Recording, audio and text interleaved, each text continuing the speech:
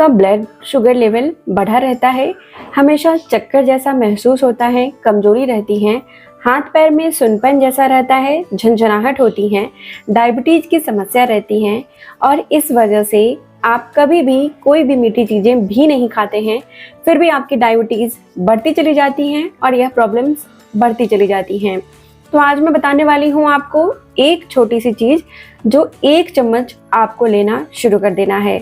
इस 1 चम्मच को किस तरीके से आपको लेना है वह आज मैं आपको इस वीडियो के माध्यम से बता रही हूँ, जिससे आपको इस तरह की जो प्रॉब्लम हो रही है उसको आप मिनिमाइज करेंगे और लगातार अगर आज की वीडियो आप देख लेंगे तो इस तरह की समस्या को जड़ से समाप्त कर लेंगे। हेलो एवरीवन, मेरा नाम प्रीति देव है। मैं एक सर्टिफाइड न्यूट्रिशनिस्ट, फूड टेक्नोलॉजिस्ट और आप जैसे ही लोगों को कई सालों से nutrition science, health and physiotherapy के बारे में गाइड करती आ रही हूँ और लाखों ही लोगों ने फ़ायदा भी उठाया है। तो आज की जानकारी में हम जानेंगे एक अभ्यास जो आज मैं आपको बताने वाली हूँ, जो बहुत ही आसान अभ्यास है। मात्र ये एक अभ्यास आपको अपने बिछावन पे करना है और दूसरा मैं आपको रेमेडी बता रही हूँ जो मात्र 1 चम्मच लेनी है, जिससे आपको आगे चलकर मीठा जो खाना छोड़ चुके हैं, अपने मनपसंद खाने को छोड़ चुके हैं, वो छोड़ने की आवश्यकता नहीं पड़ेगी। इसके लिए हम थोड़ा सा समझ लेते हैं कि यह जो डायबिटीज़ की प्रॉब्लम होती है, यानी कि शुगर, ब्लड शुगर लेवल का बढ़ जाना, यह क्या होता है और यह शरीर में कैसे होने लग जाता है। अक्सर आपने सुना होगा कि बहुत सारे लोगों को डायबिटीज़ हो जाती हैं, घर में डायबिटीज़ रहती हैं और हम ऐसे सोचने लग जाते हैं कि ये तो हमारे जिन में है, हमारे घर में है, तो ये हमें होनी ही है। लेकिन डायबिटीज़ की शुरुआत क्या ऐसे होती है? नहीं, डायबिटीज़ की शुरुआत कहाँ से होती है? ये हमारे खाने से होती हैं। अब घर का जो खान पान का तरीका होता है उसे ही बच्चे भी अपनाते हैं और वही खान पान के थोड़ा सा गड़बड़ी हो जाने की वजह से इस तरह की डायबिटीज़ की प्रॉब्लम यानी चीनी की बीमारी घर में आने लगती हैं। अब यह चीनी की बीमारी हमारे पेट से शुरू होती है। पेट में जब खाना सही ढंग से नहीं पचता है या बहुत ज़्यादा खाना हम खा लेते हैं बेवजह, या अगर हम ऐसी चीज़ें खा लेते हैं जो हमारे आंत में जाकर चिपकता है और धीरे धीरे वह गंदगी का रूप ले लेता है, तो वही गंदगी आगे चलकर डायबिटीज़ का रूप लेती हैं। यह कैसे लेती हैं, इसे कैसे हमें साफ़ करना चाहिए, आगे हम जानेंगे। उसके पहले हम जान लेते हैं कि जो भी हम खाना खाते हैं उसमें जो खून का मिठास अगर बढ़ जाता है, जैसे हम कुछ मीठी चीज़ें खा लेते हैं या अगर तली भुनी चीज़ें खा लेते हैं, तो खून का मिठास बढ़ जाता है और बहुत ज़्यादा कम भी हो जाता है, जिसे हम बोलते हैं कि शुगर का बहुत ज़्यादा बढ़ जाना और लो शुगर भी हो जाना, है ना। लो शुगर भी होता है, लो डायबिटिक जिसे हम बोलते हैं। तो ये दोनों ही चीज़ें क्यों होती हैं? जब भी हम खाना खाते हैं तो हमारे पेट के पास एक पेनक्रियाज लगी होती है। अब यह पेनक्रियाज जो होती हैं, पेनक्रियाज में हार्मोन्स बनते हैं। तो मैं यहाँ पे आपको 2 हार्मोन बता रही हूँ। एक हार्मोन है इंसुलिन और दूसरा है ग्लाइकोजेन। अब ये ग्लाइकोजेन और इंसुलिन, यह दोनों ही क्या काम करते हैं? ये हमारे खाने को पचाने का काम करते हैं। आयुर्वेद में इसे बोला जाता है कि जठर अग्नि को बढ़ाना, यानी कि डाइजेस्टिव फायर को बढ़ाते हैं। खाने के जो पार्टिकल्स होते हैं उसको छोटे छोटे भागों में तोड़ते हैं और उससे जो भी काम की चीज़ें हैं, न्यूट्रिशन है, वो हमारे खून में बढ़ा देते हैं। ठीक है, तो वो खून से जो भी ऑर्गन को चाहिए वहाँ तक खून पहुँचाने का काम करता है। अब कोई भी मीठी चीज़ अगर हम खा लेते हैं तो वहाँ पर क्या होता है, खून में मिठास बढ़ जाती है। जैसे ही खून में मिठास बढ़ जाती है तो खून में जो हार्मोन पेनक्रियाज से निकली है इंसुलिन, वह जाकर खून की मिठास को बराबर कर देता है, बैलेंस कर देता है, जिससे वहाँ पर हमारे शरीर में एकदम से ब्लड ग्लूकोज लेवल नहीं बढ़ता है। वहीं पर अगर ग्लाइकोजन का क्या काम होता है, खून में अगर बहुत ज़्यादा इंसुलिन बनने लग गई हैं, किसी कारण की वजह से पेनक्रियाज सही ढंग से काम नहीं कर रही और खून में बहुत ज़्यादा इंसुलिन चली गई है, यानी खून कड़वा होने लग गया है, तो वहाँ पर ग्लाइकोजेन वहाँ पर उसे हल्का मीठा बनाता है, जिससे वापस से खून बैलेंस हो जाती है, यानी कि ना ज़्यादा कड़वा ना ज़्यादा मीठा। इससे आपका लो ब्लड शुगर भी कंट्रोल हो जाता है।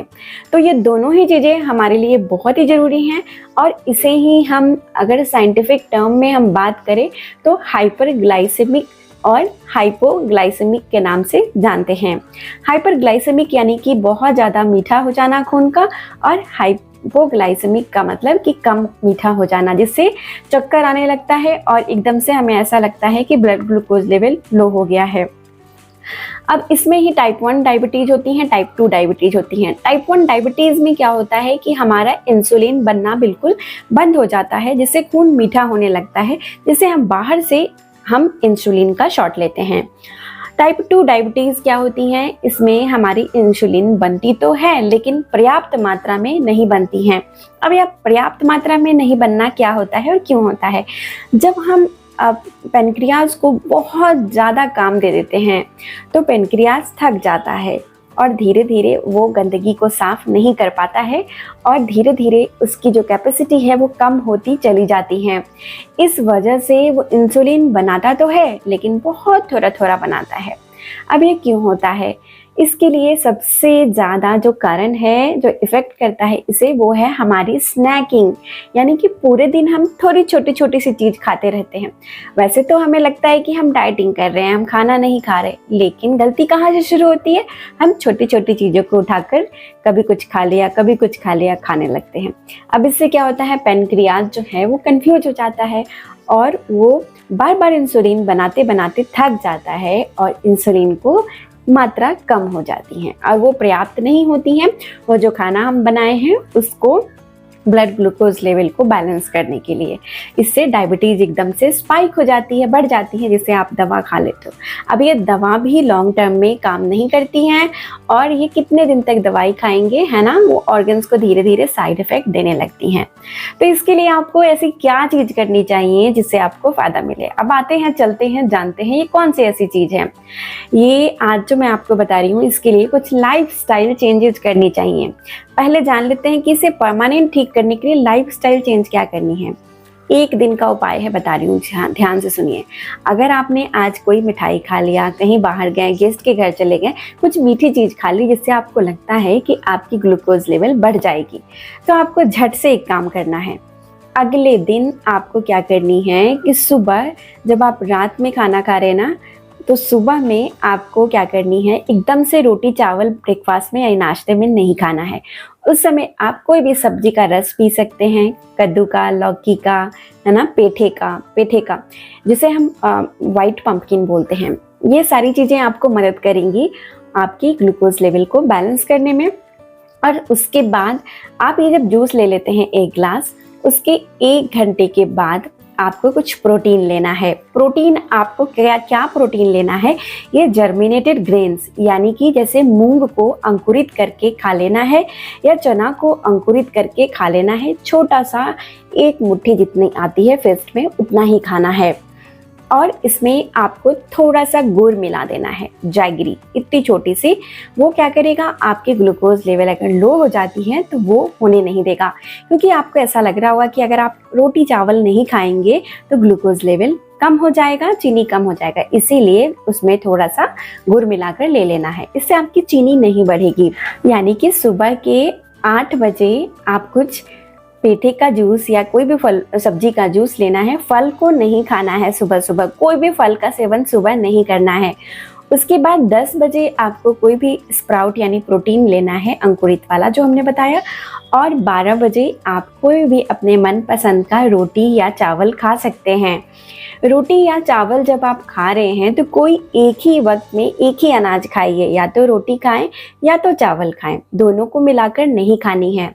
और आप अगर 1 रोटी खा रहे हैं तो आपको 2 कटोरी सब्जी खानी है। सब्जी में ज़्यादा मसाले नहीं डालें उस दिन, तो ये चीज़ आपको करनी है।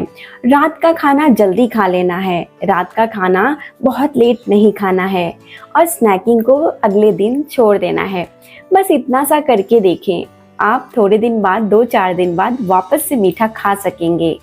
आपकी जो ग्लूकोज है, पेनक्रियाज की जो ओवरलोड है, वो धीरे धीरे कम होगी और आपके अच्छी मात्रा में इंसुलिन और ग्लाइकोजन बनने शुरू हो जाएंगे और बॉडी भी डिटॉक्स होनी शुरू हो जाएगी। अब चलते हैं कि अगर आपको कुछ मीठा खाने का मन कर रहा है तो इंस्टेंट यानी तुरंत आपको क्या ऐसा खा लेना चाहिए जिसके बाद आप मीठा खा सकेंगे। तो इसके लिए आपको 1 आंवला अगर है तो उसे खा लें। बहुत सारे लोग आंवला को नहीं खा पाते हैं, दांत खराब होने की वजह से या कोई अन्य कारण की वजह से। तो आपको दूसरा उपाय बताती हूँ। आपको एप्पल साइडर विनेगर का इस्तेमाल करना है। आपको 1 गिलास गुनगुने पानी ले लेना है, उसमें 1 टीस्पून 1 छोटी चम्मच एप्पल साइडर विनेगर यानी सेब का सिरका मिला देना है और इसे धीरे धीरे गुनगुना को सिप सिप करके पी लेना है। इसके बाद आप अपने मनपसंद का डेजर्ट, मीठा कुछ भी खा सकेंगे। इससे आपका जो ब्लड ग्लूकोज लेवल है वो एकदम से सडन स्पाइक नहीं होगा और एकदम से कम भी नहीं होगा, जिससे आपको ये सारी प्रॉब्लम्स जो आ रही हैं वो धीरे धीरे ठीक होने लग जाएंगी। अब मैं आपको बताती हूँ अभ्यास। वो कौन सा ऐसा अभ्यास है जिसे आपको करनी चाहिए, जिससे आपकी यह प्रॉब्लम हमेशा के लिए ठीक हो जाएगी और आपको दवाई पे निर्भर होना नहीं पड़ेगा।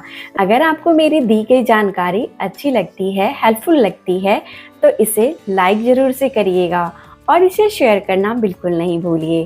चैनल पे नए आए हैं तो इस तरह के ही scientific based, research based video को जिससे आपको लाभ मिलती है, उस ऐसे चैनल को यानी प्रीति हेल्थ क्लासेस चैनल को सब्सक्राइब करना नहीं भूलिएगा।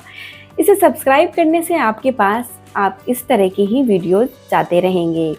तो चलिए जानते हैं जानकारी को। इस अभ्यास को कैसे करना है यह जान लेते हैं। इसके लिए हमें अपने काफ मसल्स यानी कि पिंडलियों की मालिश करनी होती है। इसे आप अपने हाथ से भी पिंडलियों की मालिश कर सकते हैं, यानी कि इस प्रकार से आप इस तरह से हाथ से भी दबा दबा कर इसकी मसाज कर सकते हैं। ऊपर से नीचे दबाते हुए करना है। अगर आपको बहुत ज़्यादा पेट में गंदगी है, कॉन्स्टिपेशन रहता है, कब्ज रहती है, गैस बनती है, हाथ पैर में झंझनाहट, सुनपन है, चीनी बहुत बढ़ गई है, तो आप देखेंगे कि आपको यहाँ दबाने पे दर्द महसूस होगी। अगर आपका पेट साफ है, बहुत ज़्यादा गंदगी नहीं है, तो इसे दबाने पे दर्द कम महसूस होगी। आपको क्या करना है, दूसरा उपाय बताती हूँ। इसके लिए काफ मसल्स की स्ट्रेचिंग करनी है। इसमें आपको अपनी टांगों को ऐसे रखना है और इसे बाहर की तरफ स्ट्रेच करना है और वापस से इसे स्ट्रेच करके 10 सेकेंड के लिए रखना है। 1 2 3 4 5 6 7 8 9 10 और धीरे धीरे सीधा करें। वापस से इसे अंदर की तरफ स्ट्रेच करना है और अपने हाथ को भी इससे अपनी टांग को छूने की कोशिश करनी है। 1 2 3 4 5 6 7 8 9 10। ऐसा करने के दौरान आपके पैर के नीचे एक स्ट्रेच आएगी, एक खिंचाहट जैसे हल्का दर्द होगा। जब यह दर्द हो, खिंचाहट हो, तभी यह काम करनी शुरू करती हैं। फिर आपको खुश होना चाहिए कि आपके जो पेट है वो साफ होनी शुरू हो चुकी हैं। इसे कितनी बार आपको करनी है? इस एक्सरसाइज को आपको कम से कम 15 बार यानी कि 15 काउंट्स जरूर से करनी है। दिन में इसे 4 5 6 7 जितनी बार आप कर सकते हैं। इससे आपकी ब्लड ग्लूकोज लेवल ज़्यादा नहीं बढ़ती हैं।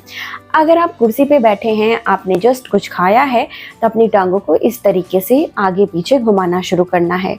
इसे बैठे बैठे भी आप कर सकते हैं, कहीं भी बैठ के आप इसे आसानी से कर सकते हैं।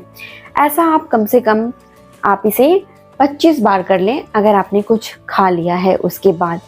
अगर आप टहल सकते हैं तो कम से कम आपको 2 मिनट टहल लेना है। खाना खाने के बाद वॉक कर लेनी है, हल्का हल्का देर तक वॉक करनी है, यानी बहुत धीरे धीरे वॉकिंग करनी है।